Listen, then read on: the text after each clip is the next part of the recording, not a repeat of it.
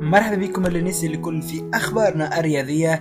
إقالات واستقالات في الإفريقي ورئيس جديد قادم، هذه الهوية متاعو.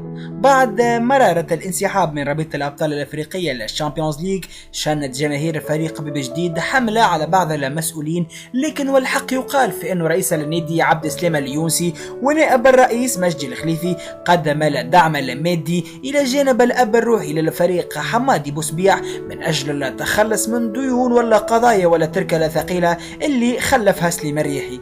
الحملة الأخيرة كما قلنا جعلت أكثر من مسؤول يلوح بالانسحاب إلى جانب إصرار اليونسي على عقد جلسة عامة انتخابية لأسباب صحية. كما أكدت مصادر أن بعض القرارات الأخرى قد تتخذ من بينها إقالة أكثر من 3 مسؤولين في الفريق. في المقابل بدأت الإعداد والعمل على ترشيح أكثر من اسم لرئاسة النادي وإنقاذه، أبرزهم مروان المبروك وأيضا رئيس الفريق السابق مروان حمودية.